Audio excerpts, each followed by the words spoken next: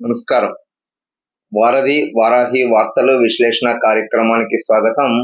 ముందుగా ఈరోజు ఏ దినపత్రికల్లో ఏ వార్తలు వచ్చాయన్న విషయం తెలుసుకుందాం. అయితే ముందుగా ప్రేక్షకులకు తెలియజేయాల్సిన ఒక ముఖ్యమైన విషయం ఏమిటి అంటే, ఇటీవల కాలంలో వారధి వారాహి యూట్యూబ్ ఛానల్ మీరు నేరుగా యూట్యూబ్లోకి వెళ్ళి వారధి వారాహి అని టైప్ చేస్తే WARADHI స్పేస్ VARAHI వారధి వారాహి అని సెర్చ్ చేస్తే నేరుగా మన ఛానల్ ఇప్పుడు డిస్ప్లే అవుతుంది. కాబట్టి ఇక మీదట మీకు లింక్ పంపిస్తే ఓపెన్ అవుద్ది అన్న ఆలోచన నుంచి పక్కకు వచ్చాయండి. ప్రేక్షకులందరూ నేరుగా యూట్యూబ్లో చూసుకునే అవకాశం కల్పించారు. కాబట్టి ఇదొక తక్కువ కాలంలో మనకు వచ్చినటువంటి మంచి అచీవ్మెంట్ అన్నగా అనుకుంటున్నాం. మీ అందరి ప్రోత్సాహంతో అతి తక్కువ 3 నెలల కాలంలోనే మన సబ్స్క్రైబర్స్ పెరగడంతో ఈ అవకాశాన్ని యూట్యూబ్ కల్పించింది. దీన్ని మీరందరూ గ్రహించి యూట్యూబ్లో సెర్చ్ చేసి చూడడం ప్రారంభిస్తే మాకు కొంత వ్యూస్ పెరిగి ఛానల్ మరికొంత అభివృద్ధి బాటలోకి వెళ్ళే అవకాశం ఉంటుంది. వీక్షకులు ప్రేక్షకులు ఈ విషయాన్ని గమనించి మా అభివృద్ధికి మీ సహకారంతో తోడ్పడతారని కోరుకుంటూ వార్తల్లోకి విశ్లేషణ కార్యక్రమంకి వెళదాం. ఈరోజు ఆంధ్రజ్యోతి దినపత్రికల్లో ఏ వార్తలు వచ్చాయన్న విషయాన్ని మనం తెలుసుకునే ప్రయత్నం చేద్దాం. బొత్స ఎంపికపై గరం గరం. స్థానిక సంస్థల కోటా ఎమ్మెల్సీ అభ్యర్థి పొరుగు జిల్లాల నేతను ఎంపిక చేయడంపై ఉమ్మడి జిల్లా వైసీపీ నేతల్లో తీవ్ర అసంతృప్తి అన్నది ఒక వార్తని వీళ్ళు రాశారు. బొత్స సత్యనారాయణ మాజీ మంత్రివర్యులు ఫోటో వేసి ఒక వార్తని వీళ్ళు రాశారు. పక్క జిల్లా నాయకుడిని తీసుకొచ్చి పోటీ చేయించాల్సిన అవసరం ఏముంటుంది అని ఆగ్రహం. ఉమ్మడి జిల్లాల్లో నాయకులు లేరా అంటూ మొన్న ఆయన భార్యకు ఎంపీ సీటు, ఇప్పుడు ఆయనకు ఎమ్మెల్సీ సీటు.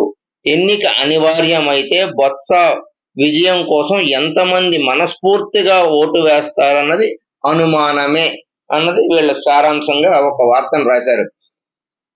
ఇటీవల సార్వత్రిక ఎన్నికల్లో బొత్స సత్యనారాయణ అంటే సీనియర్ లీడరు, అందరికీ తెలిసిన సుపరిచితమైన వ్యక్తి. ఈయన మొన్న ఎన్నికల్లో సార్వత్రిక ఎన్నికల్లో విజయనగరం జిల్లా చీపురుపల్లి నుంచి పోటీ చేశారు. అయితే వీళ్ళ శ్రీమతి బొత్స ఝాన్సీ లక్ష్మి ఆవిడను విశాఖపట్నం పార్లమెంట్ అభ్యర్థిగా పోటీ చేయించారు. ఇక ఎన్నికలు జరిగాయి, ఓటమి చెందింది. ఇవన్నీ విషయాలు మనకు తెలిసినవే, గతంలో జరిగింది. అయితే ఇప్పుడు స్థానిక ఎమ్మెల్సీ కోటాల్లో ఒక ఎమ్మెల్సీ టికెట్ ఉంది. అయితే వైసీపీకి అత్యధిక మెజార్టీ ఉంది, ఎందుకంటే 800 పైనే ఉన్నారు ఓటర్స్. అయితే ఇదంతా బాగానే ఉంది, కానీ ఇక్కడ విశాఖ జిల్లాలో ఉమ్మడి విశాఖ జిల్లాలో నాయకులు వైసీపీకి లేరా, పక్క జిల్లా అయినటువంటి బొత్స సత్యనారాయణకి తేవాల్సిన అవసరం ఏమిటి అన్నది ఇప్పుడు ప్రధానంగా చర్చ జరుగుతుంది అన్న సారాంశంతో వీళ్ళు ఈ వార్తని రాశారు. ఇక ఎన్నికలు నిజంగా జరిగితే కూటమి వైపు మొగ్గు చూపుతారా, లేకపోతే ఎక్కువ మెజారిటీ ఉన్న వైసీపీ వాళ్ళు బొత్సని గెలిపిస్తారా అన్నది ఇక్కడ ప్రశ్నార్థకంగా మారింది. అంటే ఇప్పుడు అందరూ కూటమి వైపు చూస్తున్నారు కదా, బొత్స సత్యనారాయణ గెలుపు కష్టమే అన్నది ఒక వాదన. అయితే మాజీ ముఖ్యమంత్రి వైఎస్ఆర్సీపీ అధ్యక్షులు జగన్మోహన్ రెడ్డి ఉన్నారన్నది స్పష్టంగా అర్థమవుతుంది. అంటే ఇక్కడ మరొకరికి పెడితే ఇబ్బంది జరుగుతుంది. బొత్స సత్యనారాయణ అయితే లీడ్ చేయగలరు. ఈ స్థానాన్ని మనం కంపల్సరీ ఎలా అయినా బొత్స సత్యనారాయణ ఎమ్మెల్సీగా ఎన్నికవుతారు అన్నది జగన్మోహన్ రెడ్డి ఆలోచనతో ఆయనకు పెట్టారు అన్నది ఒక విశ్లేషణ. నష్టాల్లో కూరుకుపోతున్న ఉక్కు, వ్యయం 60,000, ఆదాయం 50,000 అంటూ ఒక వార్తను రాశారు. టన్నుకు 10,000 నష్టం. సొంత గనులు లేకపోవడంతో ముడి పదార్థాలు అధిక ధర కొనుగోలు చేయాల్సిన అవసరము ప్రధాన కారణాలుగా కనిపిస్తున్నాయి అంటూ ఒక వార్తను వీళ్ళు రాశారు. అంటే విశాఖ స్టీల్ ప్లాంట్ ఉక్కు అంటే అది అందరికీ తెలిసిన విషయమే, మంచి రాబడి ఉంటుంది. దీని మీద ఇటీవల కాలంలో చాలా ఇది ప్రైవేట్ పరం అవుతుంది. ఇవన్నీ విషయాలు మనం తెలుసుకున్నాం, రోజు దినపత్రికలో చదువుతున్నాం, మన విశ్లేషణలో కూడా చెప్పుకుంటున్నాం. ఇది ఇప్పుడు ఏమవుతుందంటే వీళ్ళకి వచ్చిన ఆదాయం కేవలం 50,000 మాత్రమే, కానీ ఖర్చు మాత్రం 60,000. కాబట్టి ప్రతిరోజు నష్టం జరుగుతుంది. ఈ నష్టాన్ని ఎలా నివారించాలి అన్న దాని మీద వీళ్ళు ఒక విశ్లేషణాత్మకమైనటువంటి స్టోరీ రాసుకొచ్చారు. ఇక టాప్ లో విఎంఆర్డీఏలో 100 రోజుల ప్రణాళిక, అధికారులు కసరత్తు, అభివృద్ధి పనులు పూర్తికి యత్నం. VMRDA Vizag metropolitan development authority ఈ సంస్థకు కమిషనర్గా విశ్వనాథన్ వచ్చారు, ఐఏఎస్ ఆఫీసరు. ఈయన పనితీరు బాగుంటుంది అని చెప్పి ఇప్పటికే విశాఖ ప్రజల్లో ఒక రకమైనటువంటి పాజిటివ్ వైబ్రేషన్ ఉంది. ఈ నేపథ్యంలో ఆయన వచ్చిన అంటే పదవీ బాధ్యతలు స్వీకరించినప్పటి నుంచి కమిషనర్గా ఫీల్డ్ మీదకి వెళ్ళడం, ఆ ఎదురుగా ఉన్నటువంటి బిల్డింగ్ చూడడం, ఇవన్నీ అంటే ఉడాలో అసలు ఏమేం జరుగుతుంది, ఎందుకు కూడా నష్టాల్లోకి వెళ్ళిపోతుంది అన్నది ఒక రకంగా ఆయన విశ్లేషణ రోజు చేసుకుంటూ ఇప్పుడు ఏం చేశారంటే ఒక 100 రోజుల ప్రణాళిక వేస్తూ అధికారులతో సమాయత్తం అవుతూ ఎలా అయినా ఉడాని ఒక మంచి సంస్థగా నిరూపించాలి అన్నది ఆయన ఆలోచనతో ఉన్నట్లు ఇక్కడ ఒక వార్తని వీళ్ళు రాసుకొచ్చారు. ఏయులో గోల్మాల్ అన్నది ఒక వార్త. ఆంధ్ర విశ్వవిద్యాలయంలో గడిచిన 5 ఏళ్లలో దారిన అడ్డగోలు వ్యవహారాలు ఒక్కొక్కటిగా బయటకు వస్తున్నాయి. గత పాలకులు వర్సిటీ నిధులను ఇష్టారాజ్యంగా దుర్వినియోగం చేసేశారన్న ఆరోపణలు ఇప్పటికే ఎంతో మంది దగ్గర చెబుతూనే ఉన్నారు. తాజాగా అటువంటి వ్యవహారం మరొకటి వెలుగులోకి వచ్చింది. యూనివర్సిటీలో ప్రింటింగ్ ప్రెస్ మూసివేయించి గత పాలకులు వర్సిటీకి కావాల్సిన ఓఎంఆర్ షీట్స్, బుక్లెట్స్ ను బయట నుంచి కొనుగోలు చేశారు. ఈ వ్యవహారంలో పెద్ద ఎత్తున అవకతవకలు జరిగినట్లు ఆరోపణలు. ఆంధ్ర యూనివర్సిటీ అన్నది ఒక పెద్ద విద్యా సంస్థ. ఇక్కడ నుండి చదువుకొని ఎంతమందో బయటకు వెళ్ళి ఉన్నతమైన శ్రేణిలో ఉన్నారు. అటువంటి ఆంధ్ర యూనివర్సిటీ ఇప్పుడు గోల్మాల్ అంటే ఏ పని చేసినా ఒక కరెక్ట్ గా లేదు గత 5 ఏళ్లగా అన్నది ఇటీవల కాలంలో కొన్ని దినపత్రికలు రాస్తున్నాయి, మనం చదువుతున్నాం. అయితే ఇక్కడ కేవలం స్టేషనరీ, ఇక్కడ ఉన్నటువంటి ప్రింటింగ్ ప్రెస్ ఎత్తేసి స్టేషనరీ, బుక్స్ ఇలాంటివన్నీ కొనుగోలులో చాలా అక్రమాలు జరిగాయి అన్నది ఈ వార్త సారాంశంగా వీళ్ళు రాశారు. గత 4 ఏళ్లుగా జరుగుతుంది ఏయులో గోల్మాల్ అంటూ.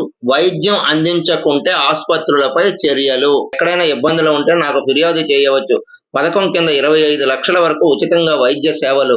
జిల్లాలో నెట్వర్క్ పరిస్థితుల్లో 105 ప్రభుత్వ ప్రైవేటు ఆసుపత్రులు ఉన్నట్లు ఆంధ్రజ్యోతికి ఇచ్చిన ఇంటర్వ్యూలో డాక్టర్ అప్పారావు ఈ విషయాన్ని చెప్పినట్టు వార్తని వీళ్ళు ప్రధానంగా రాశారు. అక్రమ తవ్వకాలపై గనుల శాఖ కొరడా. అనుమతులు లేకుండా క్యూబిక్ మీటర్ గ్రావెల్ మట్టిలో తవ్వినట్లు నిర్ధారణ.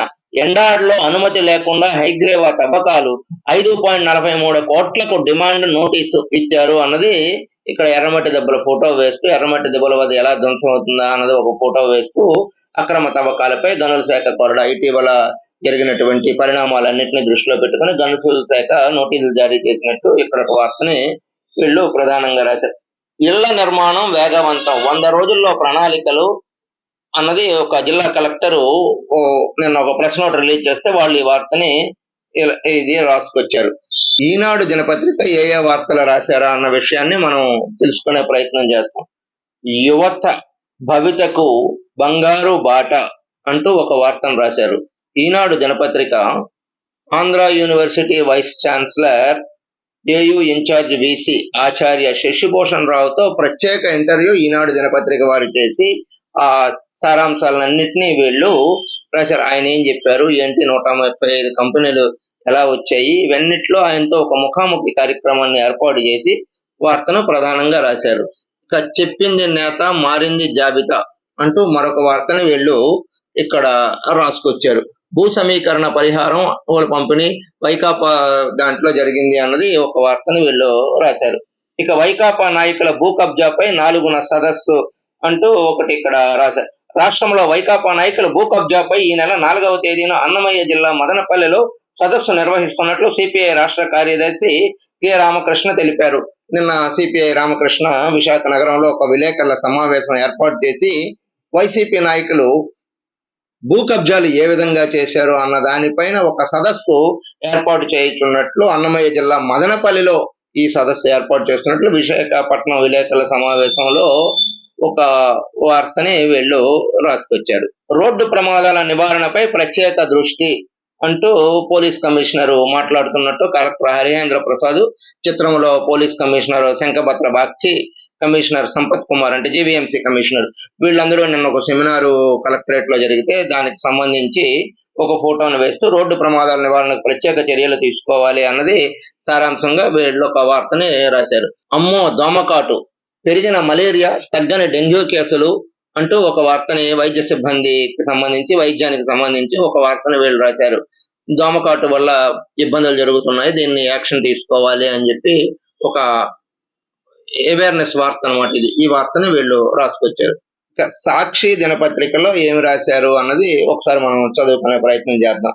అన్న ఇంత ఖర్చా అంటూ ఇటీవల తెలుగుదేశం ప్రభుత్వం ఏర్పడిన తర్వాత అన్నా క్యాంటీన్లు మళ్ళా రీఓపెన్ చేయాలి, ఆగస్టు 15వ తేదీ నుంచి 5 రూపాయలకే భోజన పథకాన్ని మళ్ళా ప్రవేశపెడుతున్నట్టు ఇటీవల ఆ శాఖ మంత్రి నారాయణ చెప్పడం జరిగింది. మున్సిపల్ అడ్మినిస్ట్రేషన్ శాఖ మంత్రి పొంగూరు నారాయణ చెప్పడం జరిగింది. దీంతో రాష్ట్ర వ్యాప్తంగా ఉన్నటువంటి అన్నా క్యాంటీన్లు మరలా బాగు చేస్తున్నారు. అందులో భాగంగా ఇది బాగు చేసేటప్పుడు ఎంత ఖర్చు పెట్టేస్తున్నారు అన్నది సాక్షి దినపత్రిక ప్రధానంగా ఒక వార్తను రాశారు. అంటే ప్రభుత్వ సొమ్ము వృధా చేస్తున్నారు అన్నది ఈ సారాంశంగా రాశారు. ఇక ఇక్కడ ఒక ఫోటో వేస్తూ జనతా బజార్ అన్నా క్యాంటీన్ కు 18 లక్షలు అన్నది ఇక్కడ ఒక ఫోటో రాశారు. ఇక శివనగర్ క్యాంటీన్ లో 15.56 లక్షల ఖర్చు, 3.5 కోట్లతో 25 అన్నా క్యాంటీన్ల మరామతులు, ఒక్కొక్క క్యాంటీన్ కు 15 లక్షల నుంచి 25 లక్షల మేర ఖర్చు పెడుతున్నారు అన్నది ఈ వార్త సారాంశంగా. అంచనాల్లోనే అవినీతి అన్నది తగరపోలసలో అన్నా క్యాంటీన్ కి 16.50 లక్షల ఖర్చు. అంటే అన్నా క్యాంటీన్లు తెలుగుదేశం ప్రభుత్వం ఏర్పాటు చేస్తుంది, 15వ తేదీన ఓపెన్ అవుద్ది. అయితే ఈ ఓపెన్ కి ముందే ఈ క్యాంటీన్లు బాగు చేయటానికి ఇంత ప్రభుత్వ సొమ్ము వృధా చేస్తున్నారు అన్న వార్తని సాక్షి దినపత్రిక మొత్తం విశ్లేషణ చేస్తూ ఒక వార్తను రాసింది. 150 అడుగుల జాతీయ జెండా ప్రదర్శన.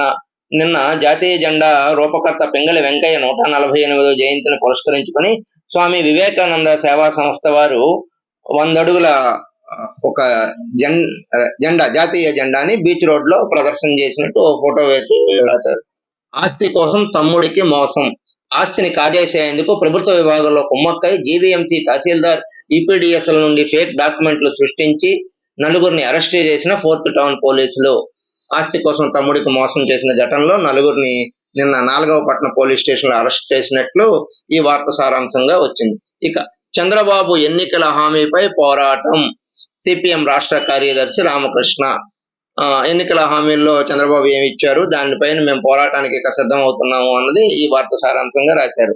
ఇప్పుడు మరో దినపత్రిక ఆంధ్రప్రభ దినపత్రికలో ఏ వార్తలు వచ్చాయి అన్నది చూద్దాం. హైగ్రేవాకు షాక్.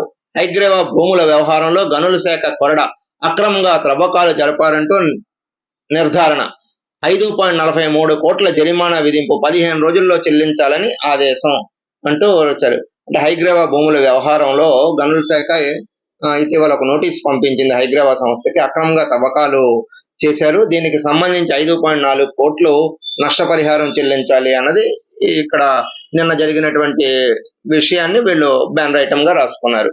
స్థాయి పెరిగింది. 97 మంది ఈ స్థాయి సంఘం ఎన్నికల్లో ఓటు హక్కు వినియోగించుకుంటారు. అయితే ఏమైంది, ఈ ఓటు హక్కు వినియోగించుకోవడం ఒకవైపు అయితే కార్పొరేటర్లకు భలే డిమాండ్, అంటే 97 మంది కార్పొరేటర్లకు డిమాండ్ పెరిగింది అన్నది ఈ వార్త సారాంశం. ఒక్కొక్క పార్టీ నుంచి ఒక్కొక్కరికి 2 లక్షలు ఇంకా పెరిగే అవకాశం ఉంది. మరో పార్టీ నుంచి 50,000. ఇరు పార్టీలు టార్గెట్ గా 50 మంది కార్పొరేటర్లు. 6న పంపకాలకు సన్నాహాలు. స్థాయి సంఘం ఎన్నికల్లో నూతన వరవడి.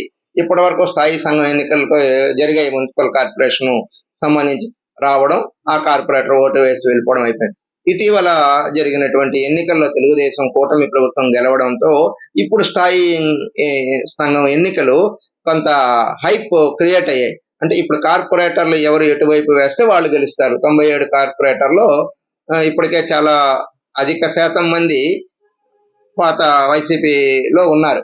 ఇప్పుడు వీళ్ళందరినీ వీళ్ళు ఇక్కడ కొనుక్కొని చేయడానికి వీలు ఉంటుంది, స్థాయి పెరిగింది అన్నది ఒక వార్తని వీళ్ళు ఇక్కడ రాశారు. ఇక ఎమ్మెల్సీ అభ్యర్థిగా వైసీపీకి సంబంధించిన ఎమ్మెల్సీ అభ్యర్థిగా బొత్స, స్థానిక సంస్థల ఉప ఎన్నిక అంటే ఒక వార్తను వీళ్ళు రాశారు. అదే బొత్స సత్యనారాయణకి ఎమ్మెల్సీ ఇచ్చారు ఉమ్మడి విశాఖ జిల్లా అనేది. మరణించినా జీవించవచ్చు, అవయవాల దానం, ఎందరికో ప్రాణదానం, వీడుతున్న అపోహలు, పెరుగుతున్న అవగాహన, పలువురి జీవితాల్లో వెలుగులు నింపుతున్న జీవన్ ధాన్. నేడు జాతీయ అవయవ దినోత్సవం సందర్భంగా వీళ్ళు ఒక వార్తను రాశారు. మరణించినా కూడా మరలా జీవించవచ్చు. వాళ్ళ అవయవాలు ఇంకొకరికి ఏర్పాటు చేసుకోవచ్చు. ఇవాళ జాతీయ అవయవ దినోత్సవం సందర్భంగా వీళ్ళు రాశారు. హోమ్ గార్డులకు అండగా ఉంటాను అన్నది ఒక వార్తని నిన్న హోమ్ గార్డులతో విశాఖపట్నం పోలీస్ కమిషనర్ కాన్ఫరెన్స్ హాల్లో ఒక సెమినారు సమీక్ష అలా మొత్తం హోమ్ గార్డులతో జరిగింది. వీళ్ళందరికీ సిపి శంఖభద్ర బచ్చే ఒక అభయాన్ని ఇచ్చినట్టు వార్త సారాంశంగా రాశారు. హోమ్ గార్డులకు అండగా ఉంటాను, మీరు అధైర్యపడవద్దు, మీ విధుల నిర్వహణ మీరు కరెక్ట్ గా చేయండి, ప్రజల్లో మంచి పేరు తెచ్చుకోండి అన్న విధంగా వీళ్ళు సిపి వాళ్ళకి ఒక సూచనలు సలహాలు ఒక క్లాస్ తీసుకోవడంతో ఈ వార్తను వీళ్ళు రాశారు. ఎప్పటికైనా హోమ్ గార్డులకు అండగా ఉంటాను, మీరు అధైర్యపడాల్సిన అవసరం లేదు అన్నది. ఇది ఈ రోజు వివిధ దినపత్రికల్లో వచ్చిన వార్తలు విశ్లేషణలు. రేపు ఇదే కార్యక్రమంలో కలుద్దాం. అంతవరకు సెలవు. నమస్కారం. మీ శివప్రసాద్.